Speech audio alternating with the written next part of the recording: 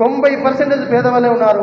ఆ 10% ఉంటే కొద్ది గొప్ప ఉద్యోగస్తులు లేకపోతే కొద్ది డబ్బును ఉండొచ్చు, కానీ 100కి 90% పేదవాళ్ళే ఉన్నారు. ఎందుకంటే సాక్షాత్తుగా ప్రతి గ్రామంలో తిరిగి ప్రతి ప్రాంతంలో చూసినటువంటి వ్యక్తిని కాబట్టి 100కి 90% ఆదివాసులు పేదవాళ్ళే ఉన్నారు ఇప్పుడు కూడా.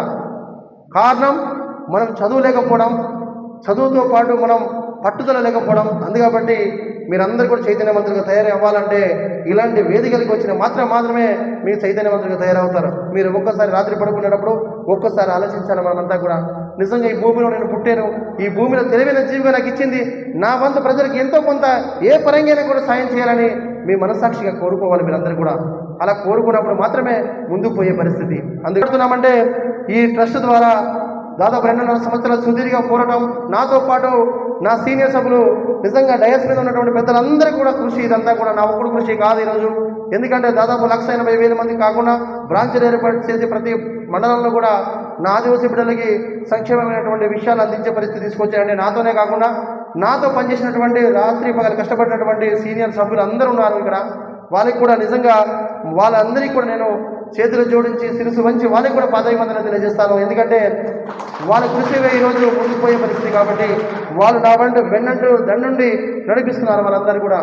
దాంతో భాగంగా ఈరోజు నిజంగా అంతకన్నా గొప్ప విషయం ఏంటంటే నా ఆదివాసీ బిడ్డ, కోండల్లో నివసించే ప్రతి ఆదివాసీ బిడ్డ ఈ దేశంలోనే మొత్తము నిజంగా ఐక్యరాష్ట్రాల నుండి 193 దేశాల్లో, ఈ ప్రపంచ దేశాల్లో నిజంగా ఆదివాసీకి ప్రత్యేకమైనటువంటి దినం ఆగస్టు 9వ తేదీన ప్రపంచ ఆదివాసీ దినం ప్రత్యేకంగా గుర్తించి దాదాపు 193 దేశాలు ఉంటే 90 దేశాల ఆదివాసీ ప్రాంతాలే ఉన్నాయి.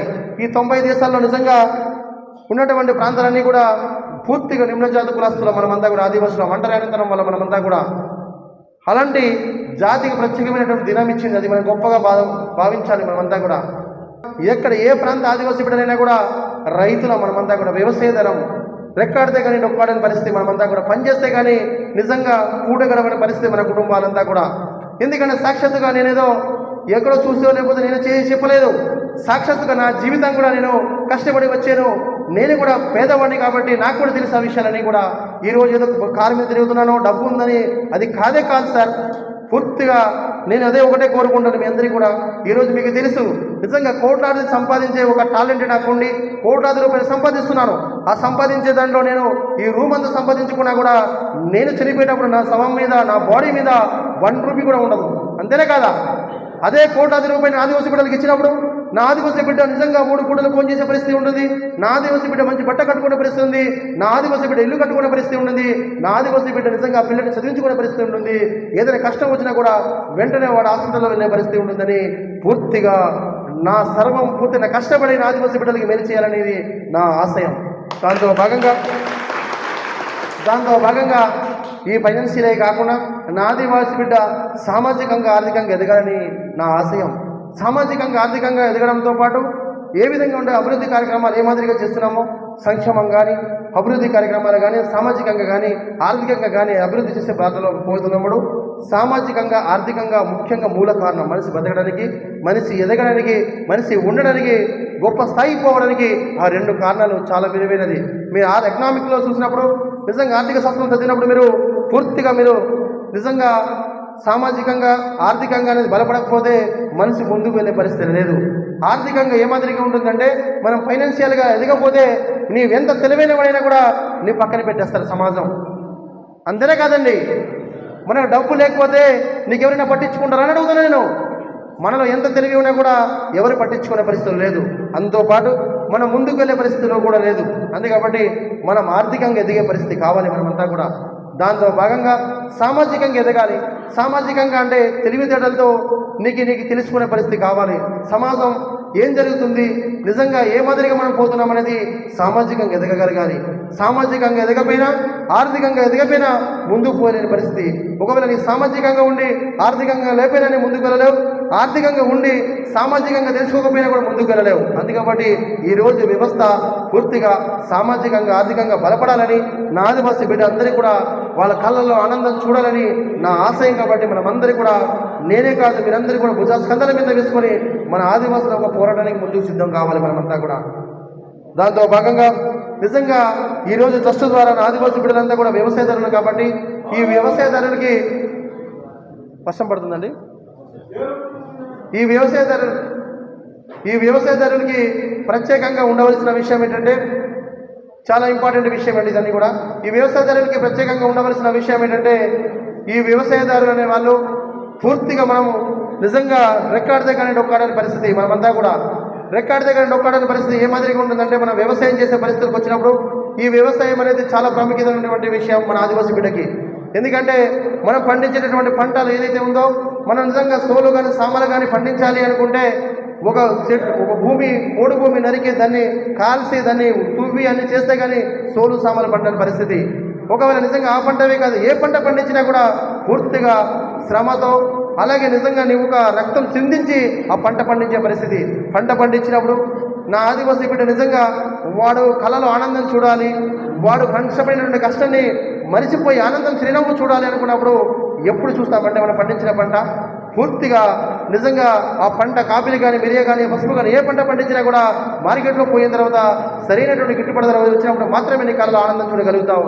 కానీ అది సాధ్యం కాదు నా ఆదివాసీ బిడ్డకి. ఎందుకంటే పూర్తిగా దళార వ్యవస్థ ఇందులో ఉండడం, ఈ దళార వ్యవస్థ ఉండడం వల్లే మనం చూడలేని పరిస్థితి. అందుకబట్టి ఈ దళార వ్యవస్థని అంతం చేయడమే కాదు, కానీ ఈ దళార వ్యవస్థ నుండి మనం తప్పించుకునే పరిస్థితి ఆదివాసీ బిడ్డ ఎదగాలి అనుకున్నప్పుడు ఏం చేస్తే బాగుంటుందని ఆలోచించి పూర్తిగా ఒక సొసైటీ ఏర్పాటు చేసాము. ఆ సొసైటీ ఏ మాదిరి ఏర్పాటు చేసామంటే, జిల్లా కలెక్టర్ ద్వారా ఐటీడీఏ ద్వారా ప్రత్యేకంగా మీరు చూస్తున్నటువంటి జిల్లా కలెక్టర్ ద్వారా తీసుకొచ్చినటువంటి ఆ సర్టిఫికేట్ల ఆధారంగా ఈరోజు జిల్లా కలెక్టర్ ద్వారా సొసైటీ అంటే కోర్టు ద్వారా తీసుకొచ్చినటువంటి ట్రస్ట్ తీసుకొచ్చాం. సొసైటీ అనేది జిల్లా కలెక్టర్ ద్వారా ఐటీడీఏ ద్వారా ఈరోజు ఒక సొసైటీ తీసుకొచ్చింది. ఈ సొసైటీ ఏ విధంగా ఉండాలంటే, నా ఆదివాసీ బిడ్డ పండించిన పంట గిట్టుబాటు ధర రావాలి, సక్రమైన ధర రావడంతో పాటు నా ఆదివాసీ బిడ్డ పండించిన పంట నా ఆదివాసీ బిడ్డవే అమ్ముకోవాలి, నా ఆదివాసీ బిడ్డవే లబ్ధి పొందాలి, నా ఆదివాసీ బిడ్డవే అన్ని విషయాల్లో ముందుకు ఉండాలని ఈరోజు సొసైటీ తీసుకొచ్చాను. ఈ సొసైటీ ద్వారా ప్రతి మండలంలో కూడా గిడ్డంగులు అంటే గొడౌన్స్ ఏర్పాటు చేయాలి. గొడౌన్స్ ఏర్పాటు చేస్తే నా ఆదివాసీ బిడ్డ పండించిన పంట గొడౌన్లో ప్రతి మండలంలో కూడా గొడౌన్స్ ఏర్పాటు చేస్తున్నాం. ఈ మండలమే కాకుండా ప్రతి మండలంలో కూడా గొడౌన్స్ ఏర్పాటు చేసి ఆ గొడౌన్స్లో మనం పండించిన పంట కానీ నిజంగా సొసైటీకి మీరు ఇచ్చుకుంటే మార్కెట్లో కేజీ 100 రూపాయలు ప్రభుత్వాలు కేటాయించిన 100 రూపాయలు ఇచ్చే పరిస్థితి దళారు వ్యవస్థ చేయదు. ఎందుకంటే అక్కడ పోయేసరికి ఒక 40 రూపాయలు 50 రూపాయలు కొనే పరిస్థితి చేస్తారు. కానీ మార్కెట్లో 100 రూపాయలు ఉంటే 40-50 రూపాయలు కొనే పరిస్థితి చేసినా కూడా ఆ 40-50 రూపాయలు కూడా సక్రమంగా ఇచ్చే పరిస్థితి లేదు. నీకు 10,000 ఇవ్వవలసింది ఉంటే ఆ 10,000 5,000 ఇచ్చి 5,000 వచ్చే వారని ఇస్తారనే పరిస్థితి చేస్తున్నారు. అందుకబట్టి నా ఆదివాసీ బిడ్డ అక్కడ కూడా వాడి చెప్పులు అరిగినట్టు తిరిగిన 5,000 కోసం మళ్ళీ వెనక వచ్చే పరిస్థితులు లేదు. చాలా ప్రాంతాల్లో చూశాను. అందుకబట్టి అలా కాకూడదు. నా ఆదివాసీ బిడ్డ రక్తంతో నిజంగా చెమటోడిసి కష్టపడి ఎంతో ఆ ఒక కష్టాన్ని ఆనందం చూసే పరిస్థితి, వాడి అవసరాలు తీర్చే పరిస్థితి కావాలనుకున్నప్పుడు సక్రమంగా గిట్టుబడి రావాలని సొసైటీ తీసుకువచ్చి ఈరోజు మనం ఈ సొసైటీ ద్వారా మనమందరూ కూడా లబ్ధి పొందే పరిస్థితి ఏ విధంగా ఉంటుంది అంటే, మీరు ఇచ్చినటువంటి ఏదైతే కాపీలు కానీ పసుపు కానీ ఇచ్చినా కేజీకి 100 రూపాయలు ఉంటే 100 రూపాయలు ఇచ్చే కార్యక్రమాన్ని తీసుకొస్తూ ఈ ఒక పంట ఎక్కడ ఇస్తున్నామంటే 8 కంపెనీలతో మాట్లాడాను. మద్రాసు, బెంగళూరు వాళ్ళతో మాట్లాడి డైరెక్ట్గా వాడికి ఇచ్చే కాకుండా డైరెక్ట్గా కంపెనీగా పోయే పరిస్థితి ఉంటే, ట్రస్ట్ ద్వారా పోయే పరిస్థితి ఉంటే ఆ వ్యక్తి అక్కడ వెళ్ళేసరికి 150 రూపాయలు 130 రూపాయలు కొనే పరిస్థితి ఉంటుంది. కేజీకి బేసిక్గా 130 రూపాయలు కొనే పరిస్థితి ఉంటే ఆ 130 రూపాయలు 100 రూపాయలు ఎవరైతే కస్టమర్ ఉంటారో 100 రూపాయలు వాళ్ళకి ఇచ్చి 30 రూపాయలు లాభం వస్తే 30 రూపాయలు 10 రూపాయలు ట్రస్ట్కి వెళ్ళేటట్లు, ఒక 10 రూపాయలు ట్రావెల్స్కి పోయేటట్లు, ఒక 10 రూపాయలు మన బోనస్ కింద రైతుకి ఇచ్చే పరిస్థితి తీసుకొచ్చాను. దాంతో బాగా ఈ వ్యక్తి ప్రభుత్వం ఇచ్చినటువంటి గిట్టుబాటు ధర 100కి 100 తీసుకుంటూ బోనస్ తీసుకుంటూ ఇలా తీసుకోవడమే కాకుండా ఇంకో కార్యక్రమం ఏంటంటే, మన వ్యవసాయదారుడు అనేవాడు నిరంతర ప్రక్రియ కాబట్టి, జీవన విధానానికి మూల కారణం వ్యవసాయమే కాబట్టి, ఈ వ్యవసాయం అనేది నిరంతర ప్రక్రియ జరిగే పరిస్థితి కాబట్టి వ్యవసాయదారుడికి ఆ మాదిరిగా ఉండకూడదు, కష్టాలు రాకూడదని పూర్తిగా నా ఆదివాసీ బిడ్డ ఇన్సూరెన్స్ అనేది తీసుకొచ్చాను. ఈ ఇన్సూరెన్స్ ఏ మాదిరిగా ఉండాలంటే, మీరు ఏదైతే కాపీలు కానీ ఏ పంట పండించినా కూడా దానిలో కంప్లీట్గా మీరు మీ Aadhaar card, ration card, bank account, మీ పట్ట జిరాక్స్, ఆర్యపు పట్ట అయినా పర్వాలేదు, రెవెన్యూ పట్టించినా కూడా లేదు, పట్టలేదుకున్నా కూడా మీరు ట్రస్ట్లో ఉన్నటువంటి సభ్యత్వం తీసుకొని ఆ సభ్యత్వం ఇచ్చినా కూడా పూర్తిగా సొసైటీకి మీ యొక్క డేటా ఇంక్లూడింగ్ చేస్తాం. ఇంక్లూడింగ్ చేసిన తర్వాత మీరు పంట ఏదైనా కాలిపోయినా లేకపోతే పంట ప్రకృతి వైపరీత్యాలు వచ్చి ఏమైనా అది పంట నాశనం అయ్యే పరిస్థితి వచ్చినా కూడా ఆ వ్యక్తికి ఇన్సూరెన్స్ ప్రకటించి ఆ ఒక ఎంతో కొంత ట్రస్ట్ ద్వారా సొసైటీ ద్వారా ఆ ఒక ఎవరైతే లబ్ధిదారుడో ఆ ఒక పట్టదారుడికి ఆ ట్రస్ట్ ద్వారా మనకి ఇచ్చే కార్యక్రమం తీసుకొచ్చాను. దాంతో భాగంగా ఆ వ్యక్తి చనిపోయినా కూడా, ఎవరైతే పట్టాదారుడు చనిపోయినా కూడా ఆ పట్టాదారుడు కూడా ఇన్సూరెన్స్ తీసుకొచ్చాను. అందుకబట్టి నా ఆదివాసీ బిడ్డ నిజంగా అదే నువ్వు దళారికి ఇచ్చుకుంటే ఆ కొనేటప్పుడు కూడా సక్రమంగా కొనడం, నీకు ఏ కాయం కష్టం వచ్చినా కూడా నీకు చూసే పరిస్థితి ఉండదు. మొన్న రీసెంట్గా మీరు చూసారు, అందరూ కూడా ఏ మాదిరిగా చూసారంటే మొన్న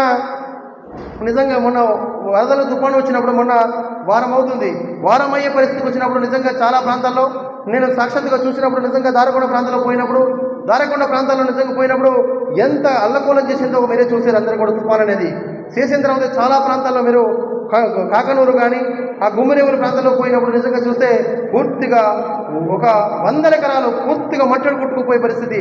మళ్ళీ 10-20 సంవత్సరాల తర్వాత కానీ ఆ పొలం రూపంగా వచ్చే పరిస్థితులు లేనప్పుడు ప్రభుత్వాలు కూడా ఏం చేస్తుందంటే, ఇప్పుడు నిజంగా నా ప్రభుత్వాలతో మాట్లాడడం కాదు కానీ ప్రభుత్వాలు కూడా, ఎందుకంటే మొత్తం దేశం మొత్తం రాష్ట్రం మొత్తం చూడాలంటే వాళ్ళు కూడా కష్టమైన పని. ఒకసారి ఆలోచించాలి మనమంతా కూడా.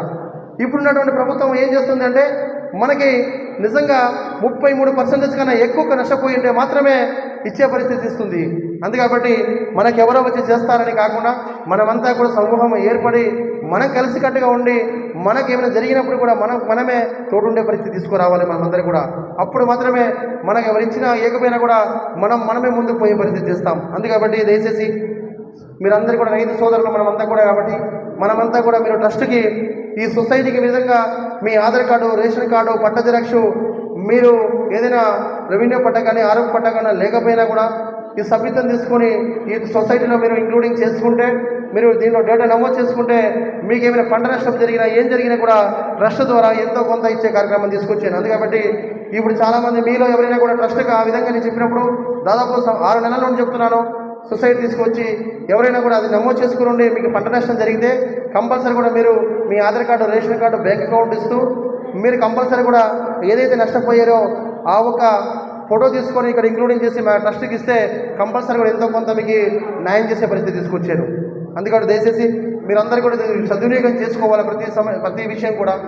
అందరూ కూడా ఈరోజు ఈ ట్రస్ట్ అనేది, ట్రస్ట్ ద్వారా సొసైటీ చాలా బలమైనది కాబట్టి, వ్యవసాయం చాలా బలమైనది కాబట్టి నా ఆదివాసీ బిడ్డ ఎవరి దగ్గర కూడా మోసపోకూడదని ఈరోజు మొదటిగా సొసైటీ ద్వారా, జిల్లా కలెక్టర్ ద్వారా ఈరోజు దాదాపు 25 లక్షలు పైబడి ఈ ఒక బిల్డింగ్ని నిజంగా ఏర్పాటు చేయడం జరిగింది. మనం చేసి ఈరోజు అంతా కూడా మనం పండించిన పంట ఈ ట్రస్ట్లో ఉన్న సభ్యులే కాకుండా మన ప్రాంత ప్రజలు ఎవరైతే ఆదివాసీ బిడ్డలు ఉన్నారో వాళ్ళు పండించిన పంట అంతా కూడా ఈ సొసైటీకి ఇచ్చుకున్నట్లయితే పూర్తిగా గిట్టుబడి ధర ఇస్తూ వాళ్ళకి బోనస్ ఇస్తూ వాళ్ళకి పంట నష్టం జరిగినా కూడా ఈ ఒక సొసైటీ భరించే పరిస్థితి తీసుకొచ్చి ఇన్సూరెన్స్ ఇచ్చే పరిస్థితి తీసుకొచ్చారు. కాబట్టి మీరు దయచేసి ఎవరైనా కూడా పండించిన పంట ట్రస్ట్ సభ్యులే కాకుండా మిగతా సభ్యులు ఎవరైనా కూడా దీనిలో ఇచ్చుకుంటే మీ మండల పరిధిలో ఉన్నటువంటి గూడనిది ప్రతి మండలానికి కూడా ఉంది, ఇక్కడే కాదు ప్రతి మండలంలో కూడా ఏర్పాటు చేస్తున్నాం. కాబట్టి మీరంతా కూడా ఈ ట్రస్ట్కి ఇచ్చుకునే, సొసైటీకి ఇచ్చుకునే పరిస్థితి మీరు తీసుకురావాలని మనసు చూస్తున్నాను. ఎందుకంటే సొసైటీ బలవంతం కూడా ఇవ్వమని చెప్పట్లేదు, ఇక్కడ న్యాయం జరుగుతుందంటే ఇవ్వండి, న్యాయం జరగదనుకుంటే ఎట్టి పరిస్థితుల్లో ఎవరు ఇవ్వవద్దు. కానీ బయటకు అమ్ముకున్నా కూడా మీరు లాస్కి అమ్ముకోకూడదు, లాభానికి అమ్ముకోండి. నా ఆదివాసీ బిడ్డ చైతన్యవంతులుగా అవ్వాలి కాబట్టి మీరు చెప్పినటువంటి విషయాలు ప్రతి నేర్చుకునే పరిస్థితి ఉండాలి. కాబట్టి ఎట్టి పరిస్థితుల్లో మీరు బయటకు అమ్ముకుంటే మాత్రం ఎవరికి దళార వ్యవస్థకి మోసపోకూడదని నా మనస్ఫూర్తిగా కోరుతూ మీ అందరికీ కూడా ఇక్కడ అమ్ముకునే పరిస్థితి చేసుకోమని మనస్ఫూర్తిగా కోరుకుంటాం మీ ప్రాంత ప్రజలందరికీ కూడా. ఎందుకంటే ఇక్కడ నిత్యం ఎల్లకాలం డబ్బు కానీ మీకు ఏ అవసరం వచ్చినా కూడా ఇక్కడ ఇచ్చే పరిస్థితి చేస్తాం. ఎందుకంటే ఆదివాసులు అంటే ఎవరికి మోసం చేయలేనటువంటి పరిస్థితి. నేను ఇచ్చే సొల్యూషన్ కూడా మీరు ఎవరైనా కూడా రకరకాల కంపెనీలో కానీ రకరకాల విషయాల్లో కానీ నా ఆదివాసీ బిడ్డకి మోసం జరిగే పరిస్థితి చేయకూడదు మీరు ఎవరు కూడా. ఎందుకంటే మనం ఒక వ్యక్తి దగ్గర 100 రూపాయలు మోసం చేసినా మన కళ్ళకు మనం పొడుచుకున్నట్టే. ఎందుకంటే వాడు బతికేంతో నీ బతుకు కూడా అంతే. అలాంటప్పుడు ఆ వ్యక్తికి మోసం చేసే పరిస్థితి, బాధ కలిగించే పరిస్థితి మన ఆదివాసీ బిడ్డ ఎవరు చెయ్యరని నేను కోరుకుంటున్నాను. చెయ్యరు కూడా, కానీ చెయ్యకూడదు ఆలోచన కూడా రాకూడదని మనస్ఫూర్తిగా నేను కోరుతున్నాను. దాంతో భాగంగా ప్రతి విషయం ఇది ఉంది. ఈరోజు నిజంగా ఇంత పెద్ద భావన ఈరోజు నిజంగా బాలయ్య సార్ ఆధ్వర్యంలో ఈరోజు ఈ పీకోత్తూరు గ్రామంలో మనం ఇంత భవనం ఏర్పాటు చేస్తాం. ఈ భవనం సార్ కోసమో నా కోసమో ఆదివాసీ ట్రస్ట్ కోసమో కాదు, యావది ఆదివాసీ బిడ్డలందరికీ ఉపయోగపడడానికి ఈ ఒక భవనం ఏర్పాటు చేస్తాం. ఈ భవనానికి మీరు పండించిన పంట గిట్టుబాటు ధర వచ్చే విధంగా, ఇక్కడ సరుకులను నిల్వ ఉంచే విధంగా ఈ భవనాన్ని మనం ఈరోజు ప్రారంభించాం. ఈరోజు శుభ సందర్భంగా కాబట్టి మీరందరూ ఈరోజు అందరూ కూడా చెప్పుకోండి. అందరూ కూడా గ్రామంలోకి పోయి నిజంగా మా ఆదివాసీ ట్రస్ట్ ఈరోజు ఏదైతే సొసైటీ అని మాట్లాడుతున్నామో అదే సొసైటీ ఈరోజు భవనం ఏర్పాటు చేసాము. ఆ సొసైటీ మీ ప్రాంతాల్లో ప్రతి మండలంలో కూడా భవనం ఉంటుంది.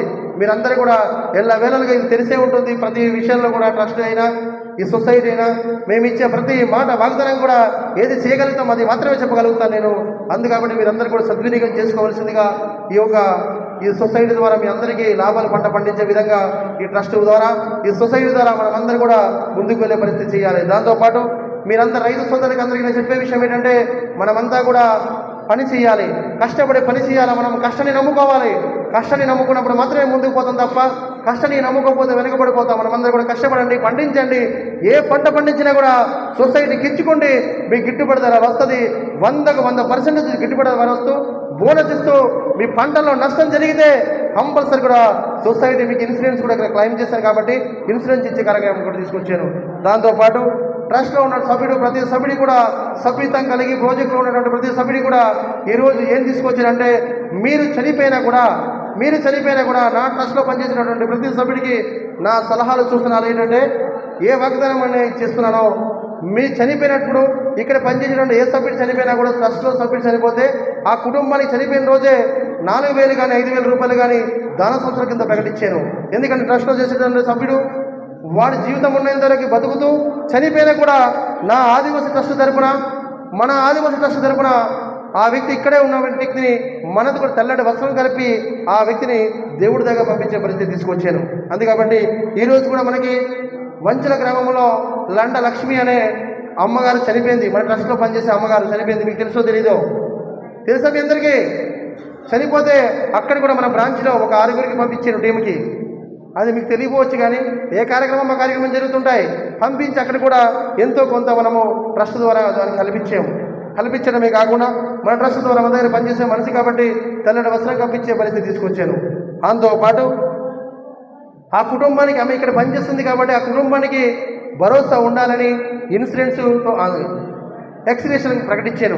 ఆ ఎక్స్గ్రేషన్ ఏ మాదిరిగా ఉండాలంటే ఇక్కడ ఉన్నటువంటి వాళ్ళ ప్రాజెక్టులో ఉన్నటువంటి ఎక్స్గ్రేషన్ ప్రకటించి ఎక్స్గ్రేషనే కాకుండా బ్రతికి ఉన్నప్పుడు మనకి యాక్సిడెంట్ అయినా జ్వరం జబ్బు ఇచ్చినా కూడా ఈ 3 కార్పొరేట్ హాస్పిటల్ తీసుకొని ఆపరేషన్ చేసుకుని ఎన్ని లక్షలు ఖర్చు అయినా కూడా ఫ్రీగా ఉచిత వైద్యం ఇచ్చే పరిస్థితి తీసుకొచ్చాను. అందుకని దయచేసి చాలా విషయాలు గ్రామాల్లో మెడికల్ క్యాంపులు పెడుతున్నాను. మెడికల్ క్యాంపులు గవర్నమెంట్ డాక్టర్స్ వచ్చి మీకు చూస్తారు. ఆ గవర్నమెంట్ డాక్టర్లతో పాటు మీకు మెడికల్ కిట్ ఇస్తున్నాను ప్రతి గ్రామంలో. దాంతోపాటు మన గ్రామాల్లో పోయి అవేర్నెస్ ప్రోగ్రామ్ తీసుకురావాలి, చైతన్యవంతులుగా తీసుకురావాలి.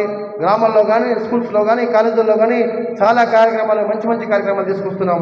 దాంతోపాటు అవ్వా తాతలు ఎవరైతే ఉన్నారో, ముస్లిం వాళ్ళు ఎవరైతే ఉన్నారో అవ్వా తాతలు కూడా ఎంతోమంది నిజంగా అవ్వా తాతలని గుర్తుకొస్తే నా తల్లి కానీ నా తండ్రి కానీ గుర్తుకొస్తారు. ఎందుకంటే మనం చదువుకునేటప్పుడు ఎంతో బాధపడి నిజంగా నేను ఒకసారి ఇప్పుడు కూడా మీ వేదిక మీద చెప్పదలుస్తున్నాను. నా తల్లిదండ్రులు నిజంగా ఎందుకు చెప్తున్నానంటే నిజంగా ఎంతో చదువుని వాళ్ళు చదువు లేకపోయినా కూడా నా అన్నకి నాకి చదివించి ఈరోజు ఉన్నత శిఖరాలు వాళ్ళు ఉంచగలిగారు. కానీ వాళ్ళకి మేము చూసే పరిస్థితి చేయలేదు. నేను విశాఖపట్నంలో జాబ్ చేసేవాడు, నాన్నయ్య పాడల్లో జాబ్ చేసేవాడు. నిజంగా నా తల్లిదండ్రిని మేము అంటే చూడలేని పరిస్థితి మన ఉద్యోగ ధర్మంలో ఉండిపోవడం వల్ల. కానీ వాళ్ళు ఒకటే చెప్పేవారు, మీరు కంపల్సరీగా మీకోసం మీరు బతకూడదు, సమాజానికి సేవ చేయాలి, అప్పుడు మాత్రమే నిజంగా మాకు ఇచ్చినటువంటి గొప్ప వరం అని చెప్పేవాళ్ళు వాళ్ళు. నిజంగా అదేవిధంగా మీ బిడ్డలని కూడా మీరు మన కోసమే మనం కాదురా సమాజానికి మనం బ్రతకాలని ఒక్క మెసేజ్ ఒక్కోసారి మీరు చెప్పగలిగితే ఆ బిడ్డడికి నిజంగా గుర్తుండిపోతాయి మనం చెప్పే పదాలు. నిజంగా తల్లి తండ్రి గురువు దైవం అని మనం చెప్తాం కదా, అదే మాదిరిగా సమాజం చూసి ఎంత నేర్చుకుంటాడో, గురువు చేసి ఎంత నేర్చుకుంటాడు, తల్లిదండ్రి నుంచి అంటే తల్లిదండ్రి నుండి దాదాపు ఒక 40% ఒక పిల్లవాడు నేర్చుకుంటాడు. గురువు దాకా ఒక 20% ఒక 40% గురువు దాకా నేర్చుకుంటాడు. ఒక 20% ఎక్కడైతే సమాజం చూసి నేర్చుకుంటాడు ఒక పిల్లవాడు. అందుకని మనం చెప్పవలసినటువంటి విషయాలు పిల్లలకి ఏంటి అంటే మీరు మీకోసం బతకడం కాదు, సమాజం కోసం అని బ్రతకాలని ఒక్క మాట పిల్లలకి పదే చెప్పండి. ఆ పిల్లవాడు మనసులో ఎప్పుడు ఏర్పాటు చేసుకుంటాడు. అందుకని దయచేసి మనం తల్లిదండ్రులకి ఏమి ఇవ్వలేము. వాడు జన్మ ఇచ్చినప్పుడు వాడు చెప్పినటువంటి ఆచరణ మనం కంపల్గా చేసినప్పుడు మాత్రమే తల్లిదండ్రులకి నిజమైనటువంటి మనం వాళ్ళకి ఇచ్చినటువంటి వాళ్ళతో మనం ఏది ఇచ్చినా కూడా వాళ్ళు సాటిస్ఫై కారు. మీరు అనుకుంటారు మీరు నిజంగా మనం ఏది ఇచ్చినా కూడా ఆ తల్లిదండ్రులకి నిజంగా నువ్వు మాంసం చికెన్ పట్టుకుపోయి లేదా బిర్యానీ పట్టుకుపోయినా కూడా మన తల్లిదండ్రులు తినరు. బిర్యానీ అంటే వాడు తెలీదు. అంతేనే కాదండి, ఏది ఇష్టపడరండి వాళ్ళంతా కూడా. మనం చేసేది ప్రజలకి సేవ చేసేటటువంటి ఒక్కో కార్యక్రమం చేస్తే నిజంగా తల్లిదండ్రులు ఉప్పొంగిపోతారు మనకి. అందుకబట్టి దయచేసి ప్రతి ఒక్క తల్లిదండ్రులకి చెప్పే విషయాలు, మన బిడ్డల్ని చదివించండి, నేను ఉన్నాను. మన పిల్లల్ని మామూలు చదువులు కాదు, ఒక ఆఫీసర్ స్థాయి చదివించాలి. మీరందరూ కూడా కలెక్టర్లు చదివించండి, ఇంజనీర్లు చదివించండి, డాక్టర్లు చదివించండి, ఐఏఎస్ ఐపీఎస్ చదివించండి. నేనున్నానని మీ అందరికీ కూడా భరోసా ఇస్తున్నాను. అందుకబట్టి మన పిల్లల్ని చదివించాలా. ఒకటి. రెండో విషయం, ఎందుకంటే ఇంకొక విషయం నేను తీసుకున్న నిర్ణయం ఏంటంటే, మీరు ప్రతి వ్యక్తి ఇక్కడ ప్రాజెక్టు ద్వారా ఎంతో కొంత లబ్ధి పొందే పరిస్థితికి వచ్చినప్పుడు మీరందరూ కూడా మంచి ఇల్లులు కట్టుకోవాలి. నా ఆశయం మంచి ఇల్లులతో పాటు మీ పిల్లల్ని చదివించండి. ఆ రెండు